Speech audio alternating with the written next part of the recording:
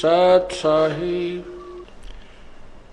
बंदी छोड़ कबीर परमेश्वर जी की जय। बंदी छोड़ गरीबदास जी महाराज की जय। स्वामी राम देवानंद जी गुरु महाराज की जय। सर्व संतों की जय। सर्व भक्तों की जय। धर्मी पुरुषों की जय। श्री काशी धाम की जय। श्री छुडानी धाम की जय। श्री क्रोथा धाम की जय। श्री बरवाला धाम की जय। सत साहिब। गरीब नमो नमो सतपुरुष को नमस्कार। गुरु की नहीं सुर नर मुनि जन साधुआ।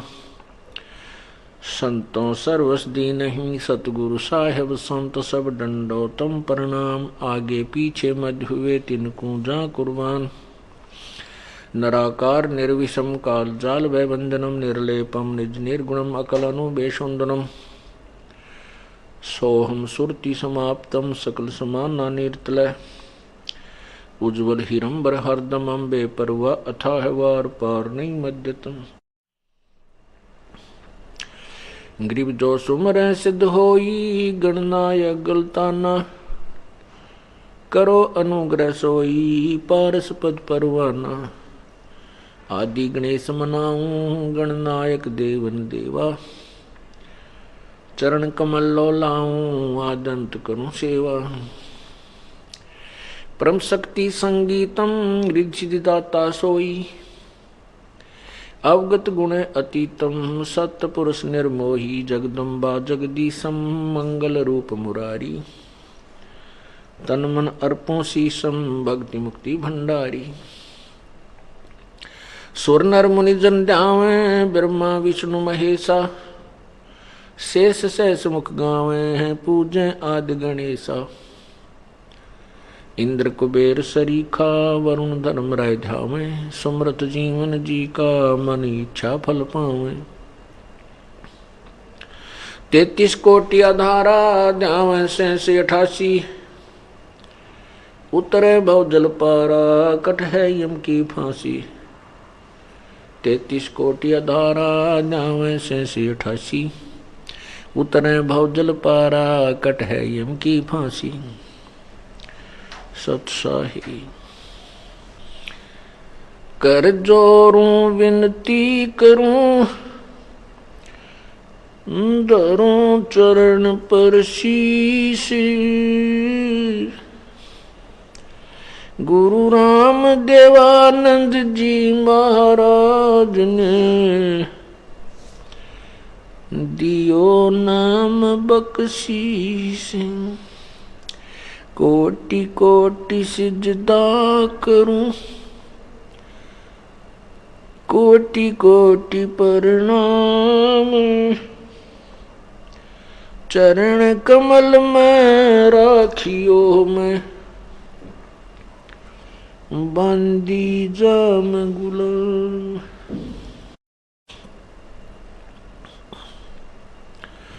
जय इब के सतगुरु मिले। सब दुख आँखों रो।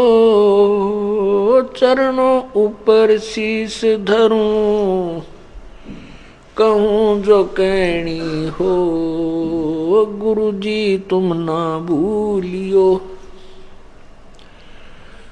चाहे लाख लोग मिल जाएं हमसे तुमको बहुत हैं।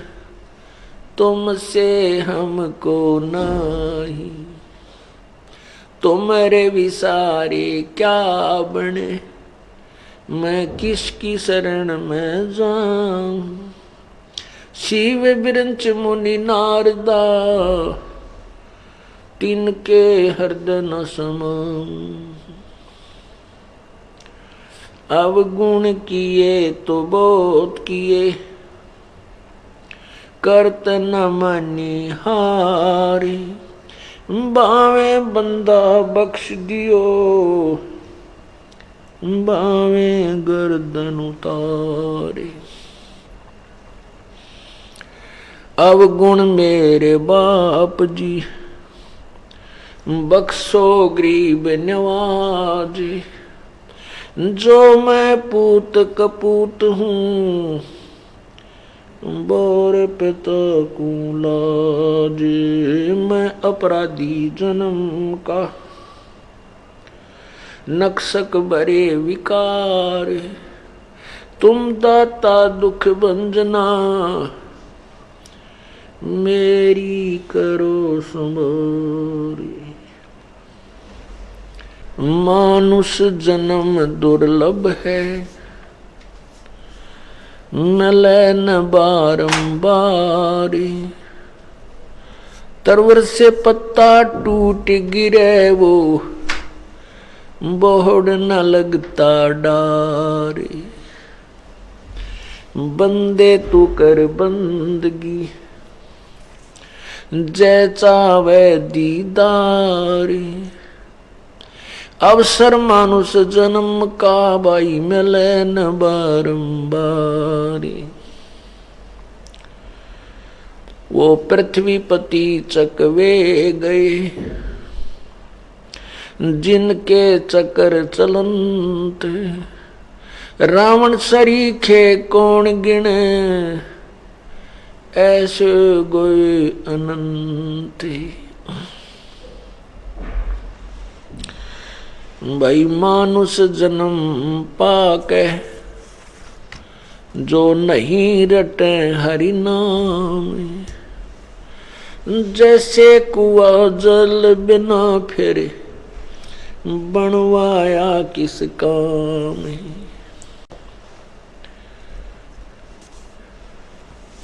कबीर लूट सको तो लूटियो राम नाम की लूटी। पीछे फिर पछताओगे प्राण जहांगे छूटे। नहीं भरोसा देही का ये विनस जावे छिन माही। श्वास उश्वास में नाम जपो और यतन कछु नाही। श्वास उश्वास में नाम जपो व्यर्था श्वास मत खो। न जाने इस श्वास को आमण हो कि न हो। कबीर आए हैं सो जाएंगे ये राजा रंक फकीरी। एक सिंहासन चढ़ चले एक बंदे जात जंजीरी।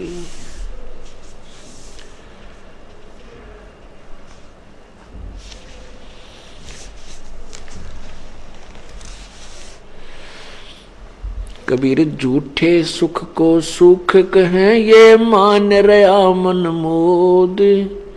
ये सकल चबीना काल का भाई कुछ मुख में कुछ गोदे। साथी हमारे चले गए भाई हम भी चालन हारी। कोई कागज में बाकी रह रही तात लगी है वारी। बेटा जाया खुशी हुई भाई खूब बजाए थाल। ये तो आना जाना लगा हुआ है ज्यों कीड़ी का नाड़े। पतझड़ आवत देख कर बन रोवे मन माही। जो ऊंची टहनी पात थे अब पीले हो जाही। पात झड़नता यूं कहे सुन भई तरवर राय। अब के बिछुड़े नहीं मिले न जाने कहाँ गिरेंगे जाए। तरवर कहता पात से सुनो पात एक बात। यहाँ की यह रीति है एक आवे एक जात।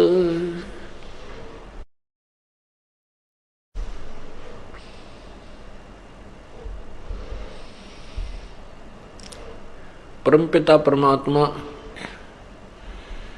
कबीर परमेश्वर सारी सृष्टि के रचनहार, वे स्वयं प्रत्येक युग में प्रकट होते हैं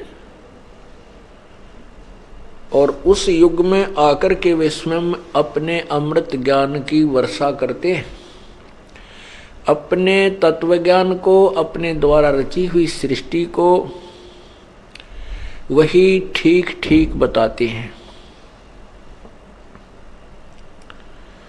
और वो एक जन साधारण जैसा जीवन जीते हैं, वो स्वयं प्रकट होते हैं और उस समय वो किसी माँ से जन्म नहीं लेते और उस समय वो अपने तत्व ज्ञान को उजागर करते हैं लोकोक्तियों के माध्यम से, दोहों और साखियों के माध्यम से अपने अमृत ज्ञान को उच्चारण करते हैं, जिस कारण से वे प्रसिद्ध कवि की उपाधि भी प्राप्त करते हैं। परंतु वो परमात्मा ही होते हैं। अपने तत्वज्ञान को साखियों और लोकोक्तियों के माध्यम से प्रचार करने के कारण वे एक कवि कहलाते हैं। वो परमात्मा चारों युगों में ऐसे एक लीला करते हैं, उसके पश्चात वो उस ज्ञान को आधार बना करके वो अपने अनुयायियों को समझाते हैं। तत्पश्चात वो कुछ समय समय पर अपने हंस भेजते रहते हैं या स्वयं भी आ जाते हैं। इसी प्रकार परमात्मा इस कलयुग में जब आए थे, आज से लगभग 600 वर्ष पूर्व, सन 1398 संवत 1455 में प्रकट हुए थे और सन 1518 तक संवत 1575 120 वर्ष प्रभु रहे थे और सहशरीर चले गए थे। वो सहशरीर आए थे। वो परमात्मा आकर हमें याद दिलाते हैं कि जिस लोक में, जिस यहाँ के भगवान ब्रह्म कहो, इसे काल कहो, ज्योति निरंजन कहो, क्षर पुरुष, इसके लोक में आप रह रहे हो, यहाँ कोई भी जीव स्थायी नहीं है, ना कोई अमर है। यहाँ अपना जो जीवन पूरा करते हैं पुण्य और पाप के आधार पर ऊपर के लोकों में, स्वर्ग और नरक में चले जाते हैं। वहाँ अपने पुण्य और पाप को समाप्त करके पुनः फिर इस पृथ्वी लोक पर आ जाते हैं। इसका कारण यह है कि काल भगवान जो यहाँ का प्रभु है, जिसके अंतर्गत 21 ब्रह्मांड आते हैं, इसको एक बीमारी लगी है, इसको एक रोग लगा है। इसकी नालायकी के कारण, इसकी गलती के कारण इसको सजा मिली है कि 1 लाख मानव शरीरधारी प्राणियों का ये आहार करता है और 1.25 लाख उत्पन्न करता है। 1 लाख को खाता है और उससे 25% एक्स्ट्रा ये जीव उत्पन्न करता है।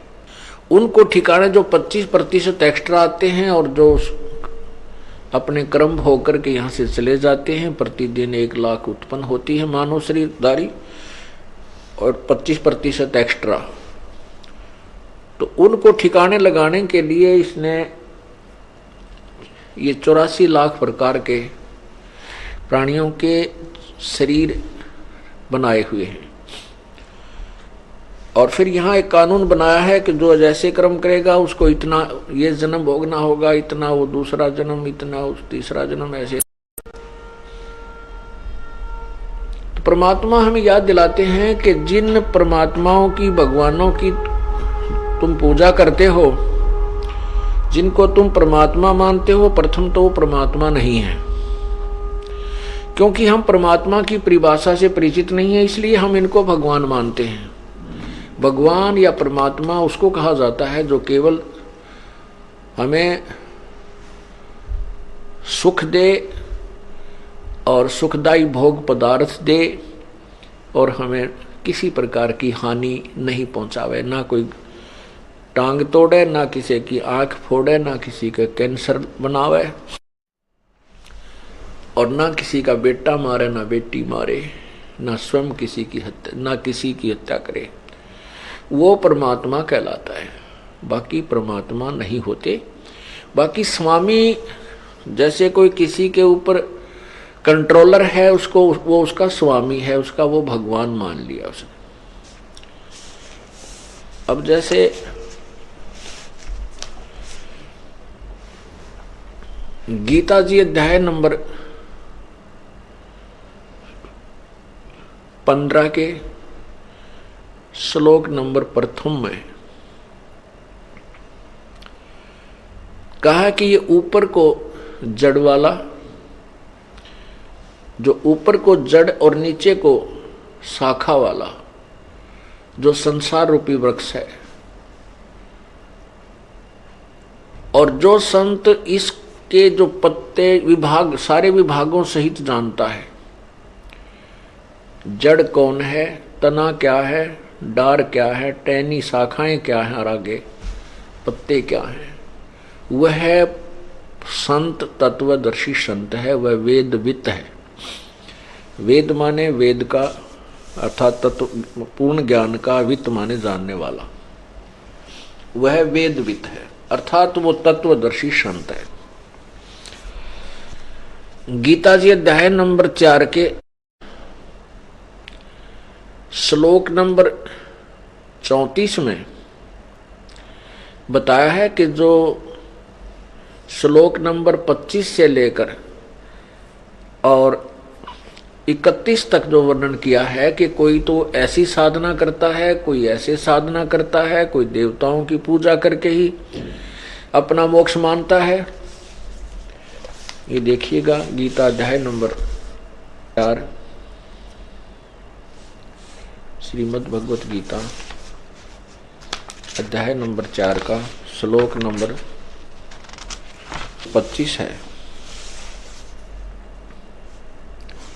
ये 25 है। दूसरे योगीजन देवताओं के पूजन रूप यज्ञ का ही भली भांति अनुष्ठान किया करते हैं। अन्य योगीजन, योगी मन भगत है, परब्रह्म परमात्मा रूप अग्नि में अभेद दर्शन रूप यज्ञ के द्वारा ही आत्म रूप यज्ञ का हवन किया करते हैं।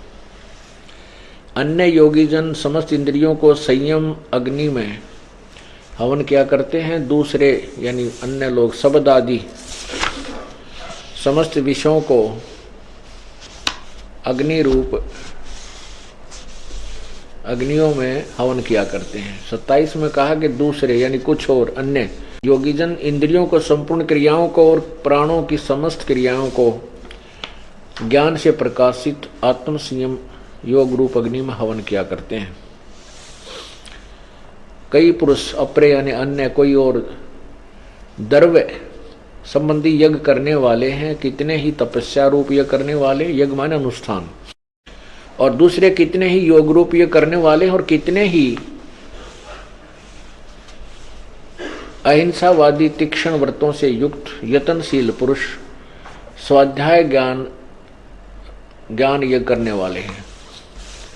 अब 29 में और 30 में कहा है कि दूसरे कितने ही योगीजन अपान वायु में प्राणवायु को हवन करते हैं,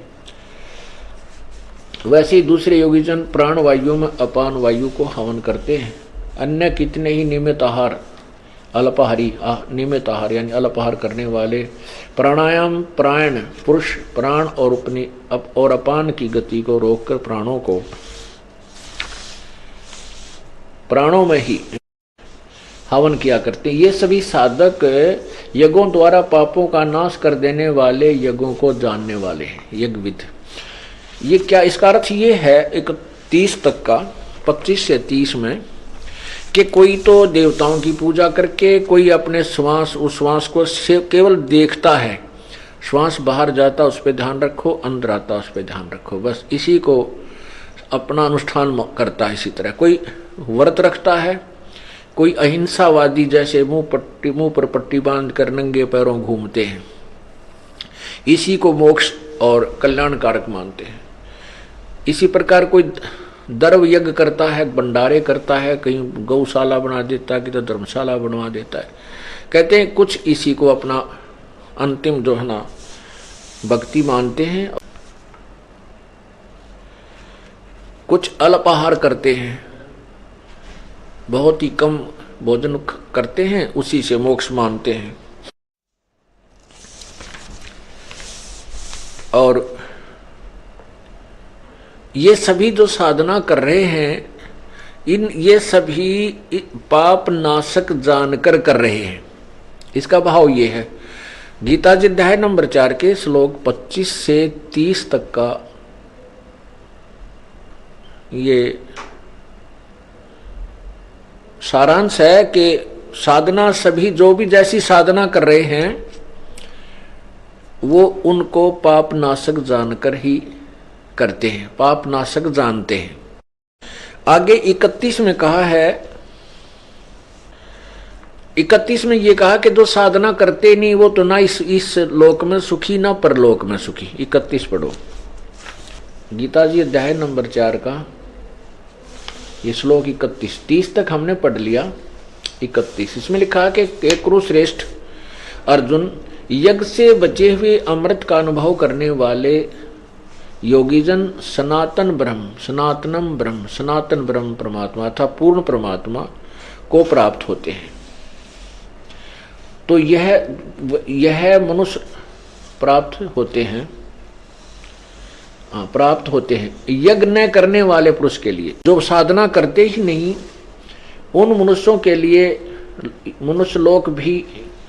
उन मनुष्यों के लिए तो यह मनुष्य लोक भी सुखदायक नहीं, तो फिर परलोक कैसे सुखदायक हो सकता है।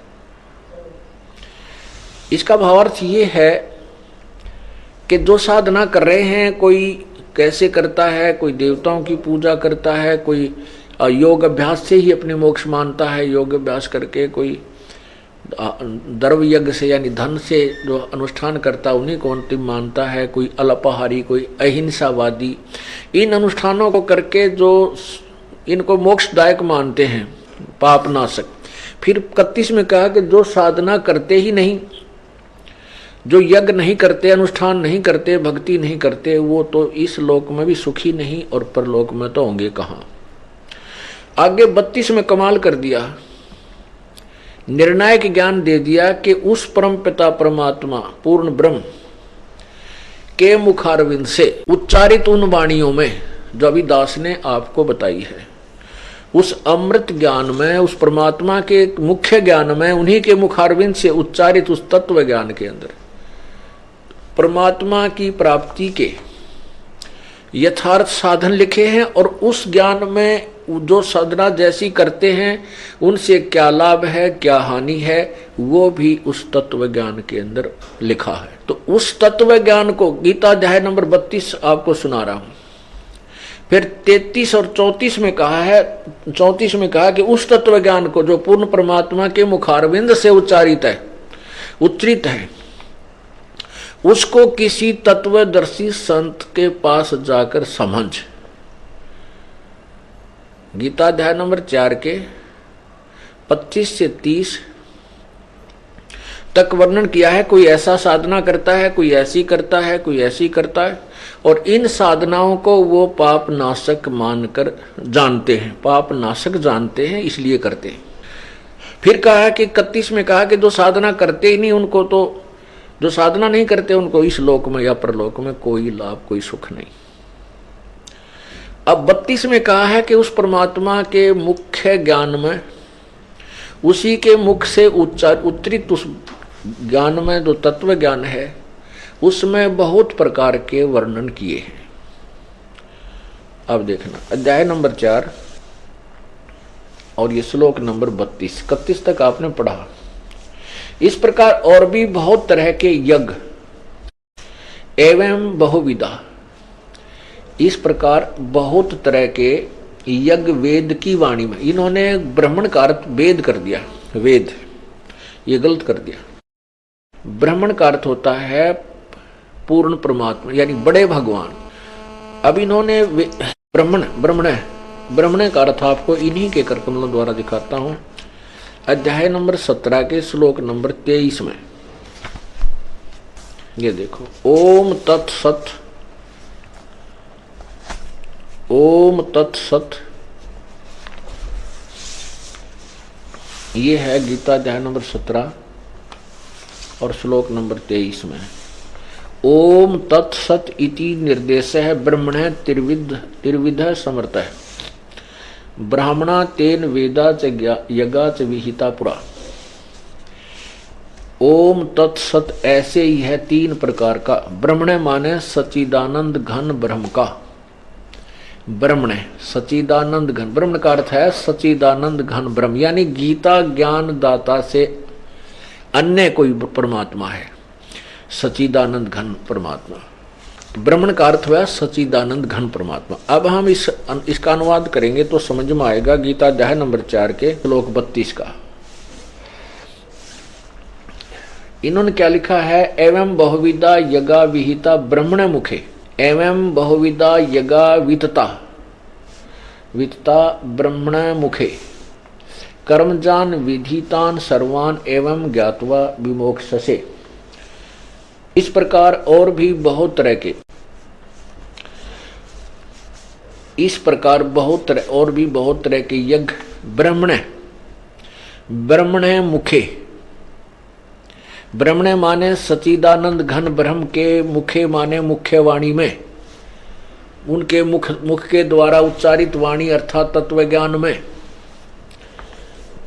फिर देखो, इस प्रकार के बहुत तरह के यज्ञ यानी अनुष्ठान, परमात्मा भक्ति की विधि, बहुत तरह के यज्ञ वेद, यहाँ ब्रह्मण माने पूर्ण परमात्मा सच्चिदानंद घन ब्रह्म यानी सत्पुरुष पूर्ण परमात्मा के मुख्य ज्ञान, मुख के द्वारा उच्चारित उस वाणी में अर्थात तत्व ज्ञान में विस्तार से कहे गए उन सब को तू कर्म जान यानी कर्म से ही पूरे होने वाले समझ, मन इंद्रियों और शारीरिक क्रिया द्वारा संपन्न होने वाले जान। इस प्रकार तत्व से जानकर ज्ञातवा उनके अनुष्ठान द्वारा तू कर्म बंधन से सर्वथा मोक्ष से विमोक्ष से मुक्त हो जाएगा। अब 33 में क्या कहा है, 33 में ये कहा है कि सर्यान द्रव्यात यज्ञात ज्ञान यज्ञ परंतप सर्वम कर्म अखिलम पार्थ ज्ञाने परिसमाप्यते। कहने का भाव ये है कि तुझे ज्ञान हो जाएगा, ये सभी प्रकार के जो कर्म भिन्न भिन्न प्रकार के साधना जो करते हैं, जब तुझे तत्व ज्ञान हो जाएगा तो ज्ञान यज्ञ ये सर्वश्रेष्ठ है, उस द्रव्य यज्ञ से श्रेष्ठ है। द्रव्य यज्ञ माने जो तुम वैसे देखा देखी बगैर ज्ञान के किसी को दान दे देते हो, कहीं कुछ स्ट्रक्चर बनवा देते हो। कहते हैं उस तत्व ज्ञान को समझने के बाद फिर ये भिन्न भिन्न प्रकार के डले डोने तेरे बंद हो जाएंगे, इसमें सब प्रकार के कर्म समाप्त हो जाएंगे जो शास्त्र में तुम करते हो। इसका अर्थ ये बनता। इन्होंने अनुवाद किया है, हे परंतम अध्याय नंबर 4 का 33, ये 33 है। हे परंतम अर्जुन, द्रव्यमय यज्ञ की अपेक्षा ज्ञान यज्ञ अत्यंत श्रेष्ठ है और यावन मात्र यानी संपूर्ण कर्म ज्ञान में समाप्त हो जाते हैं। अब 34 में देखो, उस ज्ञान को, उस तत्व ज्ञान को, अब कौन से ज्ञान को, जो गीता अध्याय नंबर 4 मंत्र 33 में कहा है, 32 में कहा है कि वो पूर्ण परमात्मा के मुख से उच्चारित जो अमृत वाणी है अर्थात वो तत्व ज्ञान है, उसमें सब प्रकार का भिन्न भिन्न प्रकार से सब ज्ञान कहा है। और फिर 33 में ये कहा कि उस द्रव्य ज्ञान से यानी देखम देखा बगैर ज्ञान के कित दान करते धर्मादि द्रव्य देते, धन देने से ये ज्ञान यज्ञ श्रेष्ठ है। तो ज्ञान समझ। तो अब 34 में कहा कि उस ज्ञान को जो गीता अध्याय नंबर 4 के 32 में आपको बताया है कि परमात्मा के मुख्य ज्ञान में और उन्हीं के मुखारविंद से उच्चारण हुआ जो ज्ञान है, उस ज्ञान को तू तत्वदर्शी संतों के पास जाकर सुन। क्योंकि अपना ज्ञान तो गीता में दे ही रहा है। गीता ज्ञान दाता जो उसको ज्ञान है जो बताना चाहता वो तो गीता में उसने वर्णन कर ही दिया। अब कहा कि उस तत्व ज्ञान को जिसमें संपूर्ण विस्तृत ज्ञान दिया हुआ है, उस तत्व ज्ञान को किसी तत्वदर्शी संतों के पास जा। अब देखो गीता अध्याय नंबर 4 के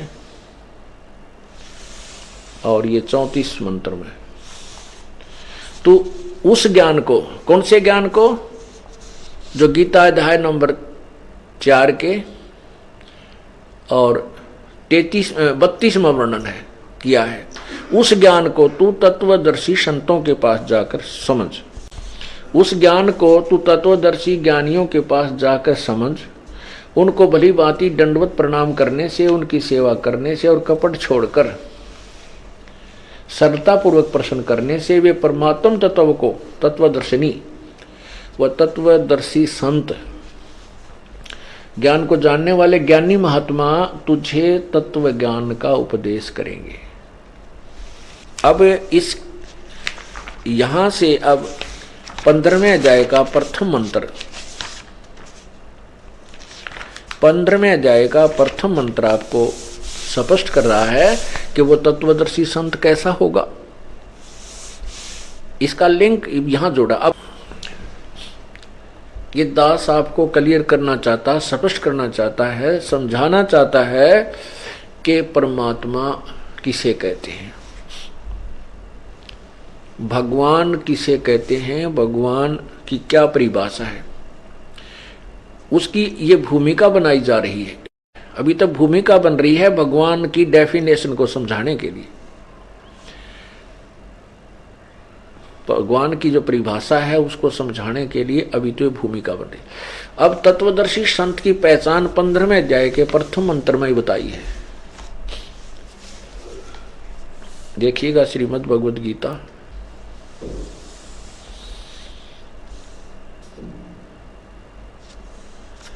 और इसके अध्याय नंबर 15 अथ पंच 10 अध्याय 15वां अध्याय।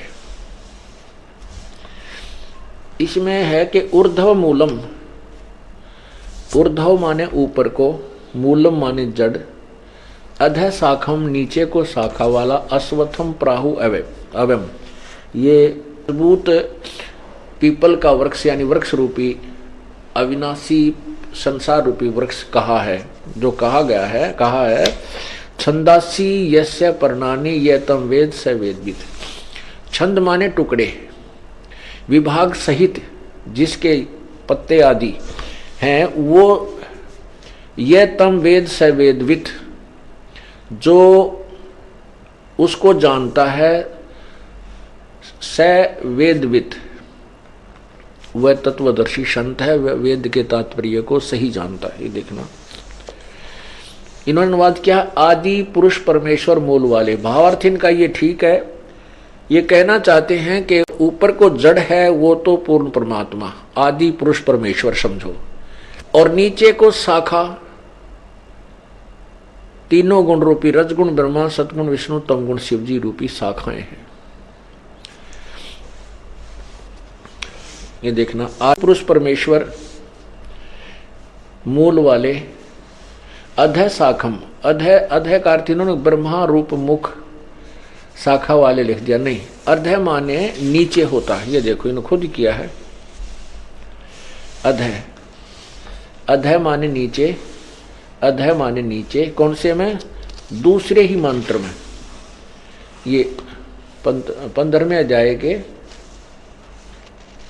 दूसरे ही मंत्र में इन्होंने अधः 2 बार लिखा इसमें, इसका यहां अनुवाद किया है, अधः माने नीचे और अधः माने नीचे। तो यहां हम इसके अनुसार अनुवाद करें, क्योंकि तो विचलित थे ये अनुवाद करता, इनको पूर्ण ज्ञान नहीं था। ऊर्ध्व मूलम अधः शाखम, ऊपर को आदि पुरुष परमेश्वर मूल वाले, ये ठीक है। पूर्ण परमात्मा तो ऊपर को जो जड़ है वो तो पूर्ण परमात्मा समझो इस संसार रूपी वृक्ष के। अधः शाखम, नीचे को शाखा वाला।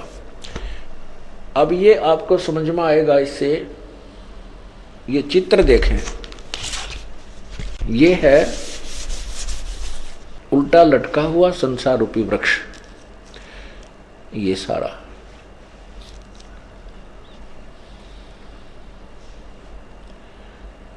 ऊर्ध्व मूलम, ऊपर को पूर्ण परमात्मा रूपी जड़ वाला और नीचे को शाखा वाला, ये उल्टा लटका हुआ संसार रूपी अविनाशी वृक्ष है।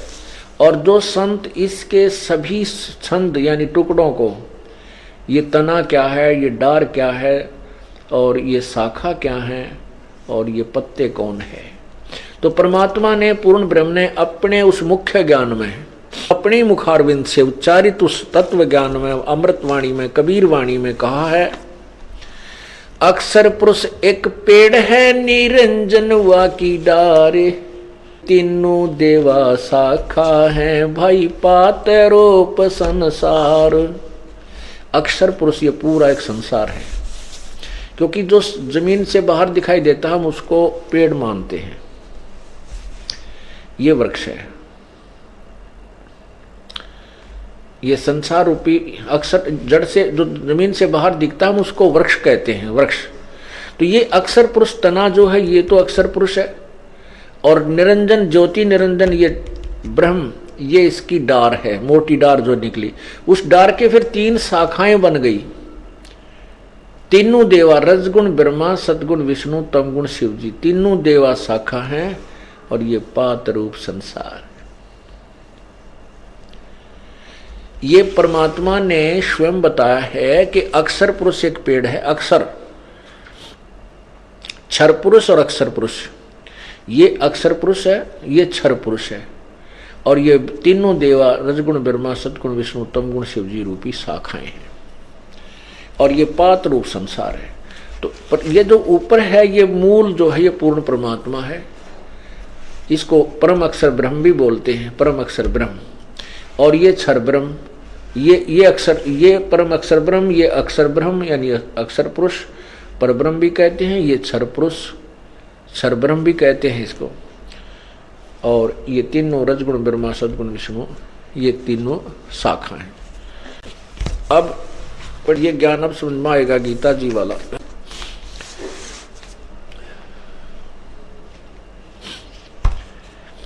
ये देखो, अथ पंचदशो अध्याय, ये प्रथम मंत्र 15 में जाएगा। प्रथम मंत्र आपको सुना रहा हूं श्री गीता जी का।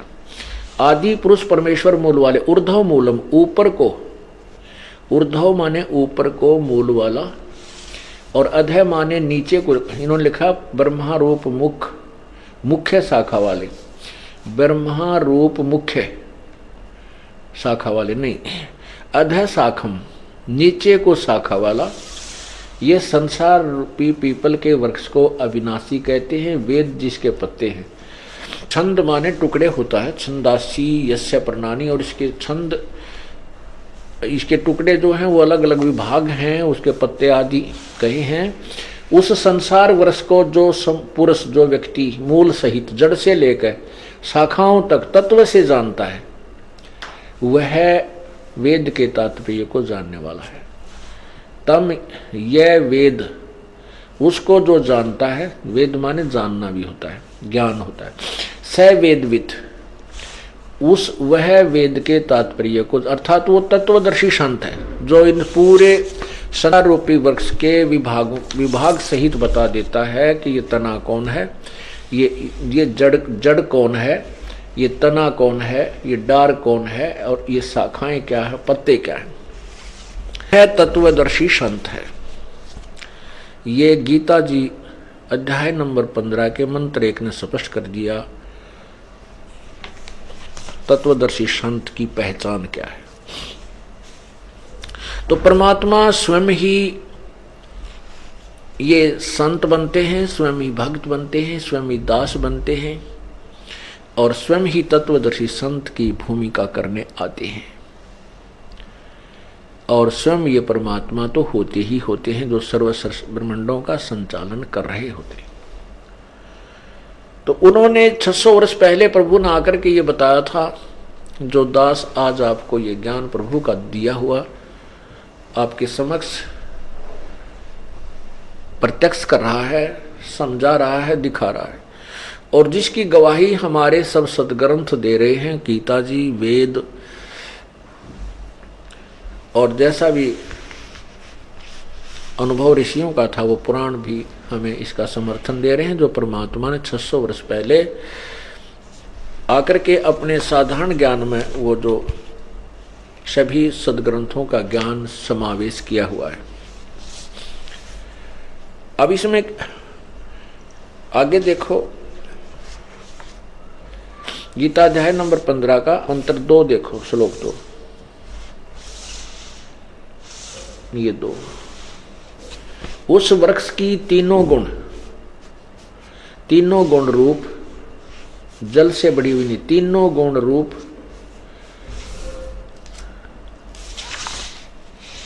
बड़ी हुई विषय भोग रूप कोपल विषय पर वाला शाखा है। यानी तीनों गुण रूपी विषय विकारों रूपी ये शाखा है, रजगुण ब्रह्मा, सदगुण विष्णु, तमगुण शिव। वास्तविक अर्थ ये है, इन्होंने लिखा है, पहले इनका लिखा हुआ सुनाता हूं। उस संसार रूपी वृक्ष की तीनों गुण रूप जल से बड़ी हुई एवं विषय भोग रूप कोपलों वाली देव, मनुष्य और त्रिक आदि योनि रूप शाखाएं नीचे और ऊपर सर्वत्र फैली हुई हैं। मनुष्य लोक में कर्मों के अनुसार बांधने वाली अहमता, ममता और वासना रूप जड़ें भी नीचे और ऊपर सभी लोकों में व्याप्त हो रही हैं। इब्न अनुवाद इन्होंने यहाँ बहुत कुछ घुमा फिरा कर किया है। इसका सीधा सार्थ है कि ऊपर और नीचे ये तीनों गुण, रजगुण ब्रह्मा, सदगुण विष्णु, तमगुण शिवजी रूपी तीनों गुण रूप संसार रूपी वृक्ष की तीनों गुण रूप ये फैली हुई, बढ़ी हुई, विषय पर वाला, विकारों से युक्त ये तीनों गुण वाले याली शाखा हैं, और नीचे और ऊपर सर्वत्र नहीं है। ऊर्ध्व माने ऊपर, अधः माने नीचे, प्रसरता माने फैली हुई है, सर्वत्र नहीं। ऊपर और नीचे क्यों कहा? क्योंकि ये एक ब्रह्मांड है। ये एक ब्रह्मांड का चित्र देखें, ये एक ब्रह्मांड का चित्र है, और ये पृथ्वी लोक पर ज्ञान बोला जा रहा है। ये पृथ्वी लोक है, यहां पर ज्ञान बोला जा रहा है। ऊपर ये स्वर्ग है। इस ब्रह्मा विष्णु महेश, रजगुण ब्रह्मा, सदगुण विष्णु, तमगुण शिवजी यहाँ अपने अपनी राजधानी में बैठ करके इन तीन लोक के, पाताल लोक, पृथ्वी लोक और स्वर्ग लोक के प्राणियों को प्रभावित रखते हैं, कंट्रोल करते हैं। तो यहां बोला जा रहा है ऊपर और नीचे, बस सर्वत्र नहीं। ये तो बहुत अक्षेत्र शेष रहता, बहुत बड़ा ये ब्रह्मलोक है, जहां पर इन ब्रह्मा विष्णु महेश की कोई स्थिति अस्तित्व नहीं है, इनका कोई वहां प्रभुता नहीं है। यहां तो ये काल स्वयं ही तीन रूप धारण करके इस अन्य क्षेत्र सबको कंट्रोल करता है। तो यहां ऊपर स्वर्ग में और नीचे पाताल में फैली हुई, सर्वत्र नहीं। क्योंकि गीता जी के अनुवादकर्ताओं का दृष्टिकोण श्री कृष्ण उर्फ विष्णु पर रहा। उन्हीं को सर्वशक्तिमान, सृष्टि रचनहार, अजर अमर अविनाशी मान करके श्री कृष्ण से द्वारा ही ये ज्ञान बोला गया, उन लोगों ने जाना, और उन्हीं को सुप्रीम पावर मान करके गीता जी के ज्ञान का अर्थों में अज्ञान कर डाला, अनर्थ कर डाला। अब तीन गुण, रजगुण ब्रह्मा, सदगुण विष्णु, तमगुण शिवजी हैं। अब ये थोड़ा सा प्रमाणित करना पड़ेगा, क्योंकि ये एक ऐसा जटिल ज्ञान बना दिया इन अज्ञानी संतों ऋषियों ने कि अब आंखों देखकर ही माना जा सकता है। रजगुण ब्रह्मा है, सतगुण विष्णु, तमगुण शिवजी, ये हम आपको प्रमाणित करते हैं। कहां से? ये पढ़िएगा, श्रीमद् देवी भागवत। यह है अथ श्री देवी श्री अथ देवी भागवतम भाषा टीकम सहमातम खेमराज श्री कृष्ण चंद्र दास प्रकाशन बम्बई 4। इसके तीसरे स्कंद में ये देखिएगा, अथ श्री मद देवी भागवते भाषा टीका युक्ते तृतीय स्कंद है प्रारंभते। ये तीसरा स्कंद प्रारंभ होता है। यहां देखिएगा अध्याय 5 में भाषा टीका तृतीय अध्याय तृतीय स्कंद है अध्याय 5। इसमें अध्याय 5 में और श्लोक नंबर 7 में देखना, 8 में 7वां समाप्त हुआ। भगवान शंकर जी स्वयं स्वीकार कर रहे हैं, हे माता दुर्गा से कह रहे हैं, हे माता यदि हमारे ऊपर सदा आप दयायुक्त हो तो हमको तमोगुण किस प्रकार प्रदान किया है, ब्रह्मा रजोगुण और हरि सतोगुण।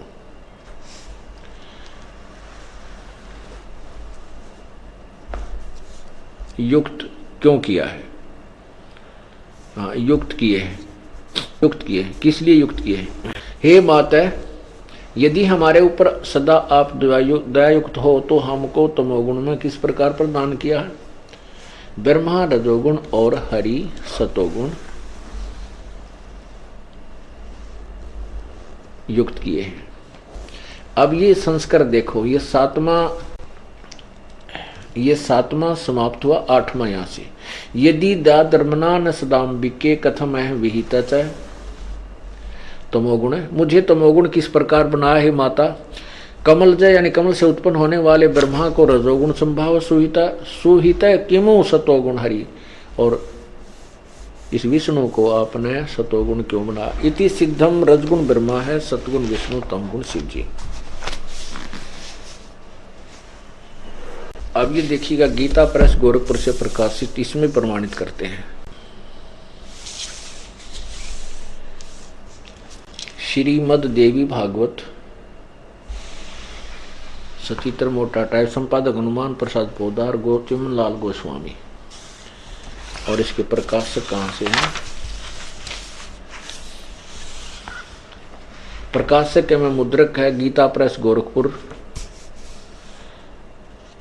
गोविंद भवन कार्यालय, कोलकाता का संस्थान। ये इनके फोन नंबर हैं। इसके तीसरे स्कंद में और उसी 5वें अध्याय में अर्थात 123 पृष्ठ पर देखिएगा, विष्णु जी कह रहे हैं कि हम नाशवान हैं, अविनाशी नहीं है। ये प्रश्न नंबर 123 और तीसरा स्कंद। विष्णु जी दुर्गा की महिमा गाते हैं और अपनी सतीथि उनके सामने यथार्थ बता रहे हैं।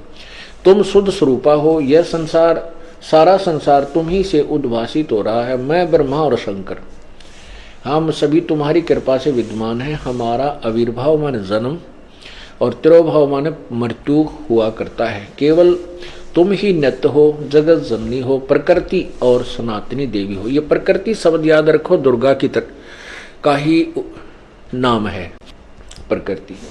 अब शंकर भगवान कह रहा है, भगवान शंकर बोले, देवी यदि महाभाग विष्णु तुम्ही से प्रकट हुए हैं तो उनके बाद उत्पन्न होने वाले ब्रह्मा भी तुम्हारे ही बालक हुए। फिर मैं तमोगुणी लीला करने वाला शंकर क्या तुम्हारी संतान नहीं हुआ, अर्थात मुझे भी उत्पन्न करने वाली तुम ही हो। आगे इसी में नीचे देखो 123 पृष्ठ पे, इस संसार की सृष्टि, सतिथि और संहार करने में तुम्हारे गुण सदा समर्थ हैं। इन्हीं तीनों गुणों से उत्पन्न हम ब्रह्मा, विष्णु और शंकर नियमानुसार कार्य में तत्पर रहते हैं। ये सिद्ध हुआ कि एक तो प्रकृति दुर्गा को कहते हैं, दूसरा सिद्ध हुआ ब्रह्मा विष्णु महेश नासवान है, अजर अमर नहीं है। तीसरा ये सिद्ध हुआ कि दुर्गा के बेटे हैं, दुर्गा से उत्पन्न हुए हैं। अब इस पवित्र गीता जी को आप अच्छी तरह समझ सकोगे, क्योंकि गीता जी बहुत ही सारांश है चारों वेदों का, और ये कोड वर्डों में है ज्यादातर। यजुर्वेद अध्याय नंबर 19 के मंत्र 25 में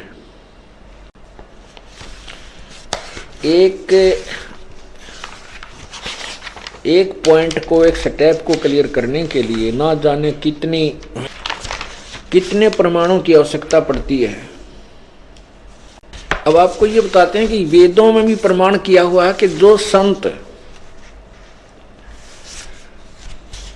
वेदों यानी सदग्रंथों के जो अधूरे वाक्यों को, जो कोड वर्डों को विस्तृत से समझाता है, वह तत्वदर्शी संत और जगत का उपकारक संत होता है। 19 के 25 मंत्र में लिखा है यजुर्वेद में कि जो संत आधे कोड वर्डों में जो एक अक्षर जो होते हैं, अक्षर छोटे छोटे, उनको विस्तार से समझाता है, वह वेदवित है, वो संसार का उपकारक संत होता है। तो इस प्रकार जैसे ये कोड वर्ड हैं, हमने आपको समझा रहे हैं कि रजगुण ब्रह्मा है, सतगुण विष्णु, तमगुण शिव जी और प्रकृति दुर्गा को। गीता जी में कोड वर्ड ज्यादा हैं। अभी अध्याय नंबर 14 के मंत्र 3, 4, 5 में ये स्पष्ट हो जाता है कि रजगुण ब्रह्मा, सतगुण विष्णु, तमगुण शिव जी ये प्रकृति यानी दुर्गा से उत्पन्न हुए हैं। और यही पुराण बता रहे हैं, यही गीता जी प्रत्यक्ष कर रही है, स्पष्ट कर रही है। अध्याय नंबर 14 का ये देखिए, अध्याय नंबर 14 और ये देखिएगा मंत्र नंबर 3, 4, 5 आपको सुनाते हैं। हे अर्जुन, मेरी महत ब्रह्म रूप मूल प्रकृति सभी संपूर्ण भूतों यानी प्राणियों की योनि अर्थात गर्भाधान स्थान है, और मैं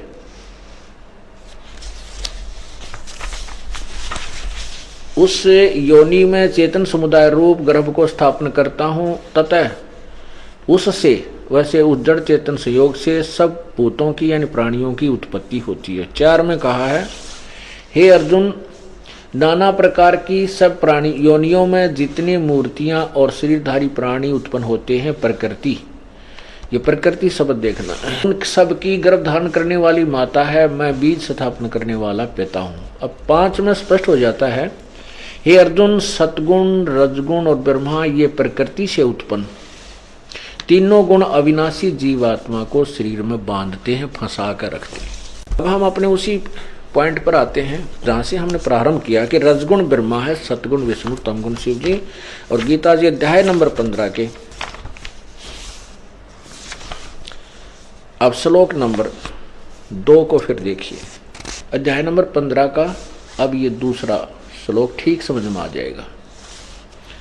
उस संसार रूपी वृक्ष की तीनों गुण रूप रजगुण ब्रह्मा, सतगुण विष्णु, तमगुण शिव जी जल से बड़ी हुई, अर्थात ये फैली हुई, बढ़ी हुई विषय पर वाला, क्योंकि रजगुण ब्रह्मा, सदगुण विष्णु, तमगुण, रजगुण सदगुण तमगुण ये विषय विकार ही हैं।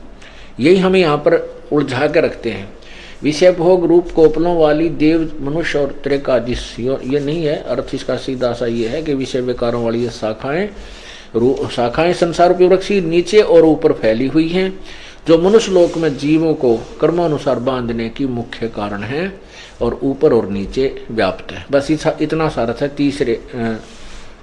इस दूसरे 15वें अध्याय के दूसरे श्लोक का।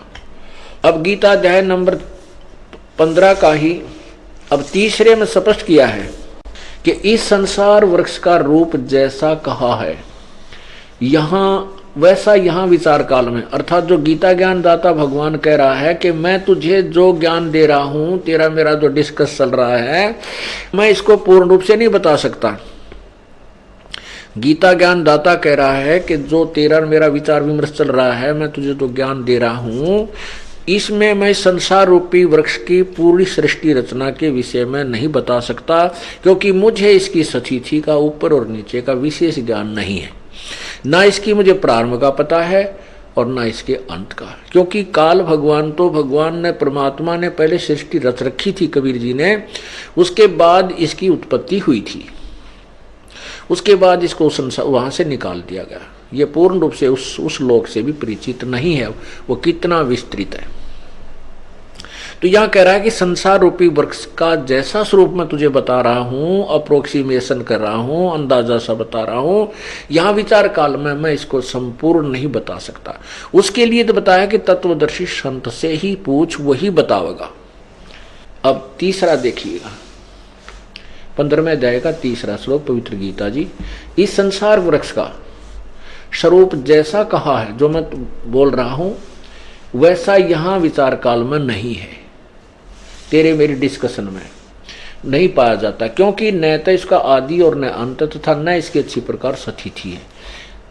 इसके कहता मुझे इसकी पूर्ण रूप से ज्ञान नहीं है, सतिथि का मुझे ज्ञान, इसलिए इस सो विरोध मूलम, सो संस्कृत देखेंगे, सो विरोध मूलम यानी इस दृढ़ मूल वाले, क्योंकि सतलोक ऊपर जो जड़ है वो अविनाशी परमात्मा है और उसकी जड़ जो है वो अविनाशी है, दृढ़ है, वो कभी नष्ट नहीं होती, इसलिए सुविरुद्ध दृढ़, सुविरुद्ध मूलम, अहमता ममता नहीं, अति दृढ़ मूल वाले संसार रूपी पीपल के वृक्ष को दृढ़, ये देखो ना, दृढ़ेन असंग शस्त्रेण छित्वा, इस दृढ़ेन माने दृढ़ेन असंग शस्त्रेण, दृढ़ेन का अर्थ होता है कि जो बिल्कुल अटल ज्ञान हो, उस तत्व ज्ञान रूपी उस दृढ़ शस्त्र के द्वारा।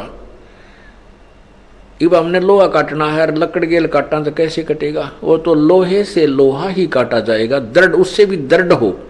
तो ऐसे इस उलझी हुई संसार सृष्टि तत्व ज्ञान रूपी आध्यात्मिक ज्ञान रूपी उलझी हुई गुत्थी को इस संसार इस दृढ़ शस्त्र के द्वारा, तत्व ज्ञान रूपी शस्त्र से इसको काट के इनको, यानी तत्वदर्शी संत के पास जाकर इस उलझी हुई गुत्थी को समझकर उसके पश्चात, अब देखो 15वें अध्याय का चौथा श्लोक इससे लिंक होता है तीसरे से, ये देखिएगा, ये संबंधित है ये चौथा श्लोक। उसके पश्चात यानी तत्व ज्ञान को समझने के पश्चात, तत्व ज्ञान उस तत्वदर्शी संत से प्राप्त करने के पश्चात उस परम पद तत्पदम, उससे परमेश्वर के परम पद होना चाहिए, उस परम पद रूप परमेश्वर को भली भांति खोजना चाहिए, जिसमें गए हुए पुरुष फिर लौटकर संसार में नहीं आते, और जिस परमेश्वर से